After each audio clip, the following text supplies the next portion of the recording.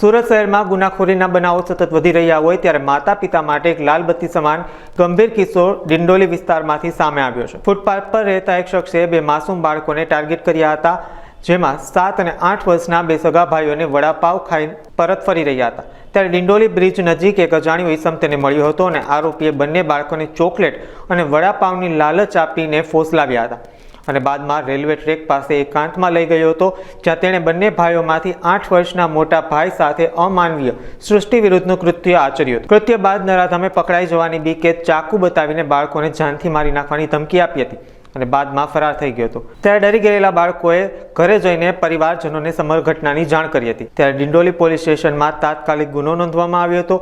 પોલીસે ગણતરીના કલાકોમાં હવસખોર ફૂટપાથ પર રહેતા આરોપીની અટકાયત કરી છે અને વધુ કાર્યવાહી હાથ ધરી છે।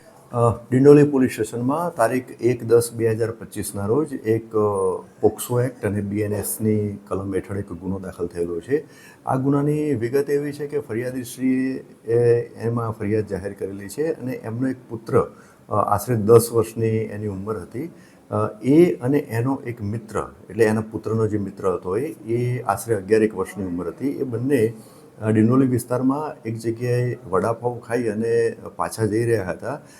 એ દરમિયાન એમને એક અજાણ્યો ઈસમ મળેલો હતો અને એને આ બે બાળકોને એવું કહેલું હતું કે તમે મારી જોડે આવો, તમને હું ચોકલેટ આપીશ, ચોકલેટ ખવડાવીશ, એમ કરી અને એને લાલચ આપી અને બંને બાળકોને લઈ ગયેલો હતો અને આ બંને બાળકો ઉપર સેક્સ્યુઅલ એસોલ્ટ કરેલો હતો, જે અનુસંધાને આ ગુનો દાખલ થયેલો હતો। જે તે વખતે આ ગુનો અનડિટેક હતો, એટલે કે જે આરોપી હતો આઈડેન્ટિફાઈ થયેલો નહોતો। ત્યારબાદ તપાસ દરમિયાન જે પુરાવા એકત્રિત કરવામાં આવેલા અને જે CCTV ફૂટેજ ચેક કરવામાં આવેલા હતા, જેમાં આરોપી આઈડેન્ટિફાઈ થયેલો હતો। સ્થાનિક પોલીસની જે તપાસ ટીમ જે છે એમણે આરોપીને લઈ અને એની પૂછપરછ કરી અને એની ગુનાની કબૂલાત કરી અને બીજા પણ જે પુરાવા એકત્રિત થયેલા, જે આધારે આરોપી સુનિલ ઉર્ફે લોખંડિયા ખરે, એનું રહેવાનું છે 11 ચેતનનગર, નવાગામ, ડિંડોલી, એની ઉંમર 22 છે। એમની ધરપકડ કરી અને કાયદેસર કાર્યવાહી હાથ ધરેલ છે। તપાસ દરમિયાન આ આરોપીનો ગુનાહિત ઇતિહાસ પણ જણાઈ આવેલ છે, જેમાં એક 2019માં એક ખૂનનો ગુનો દાખલ થયેલ છે।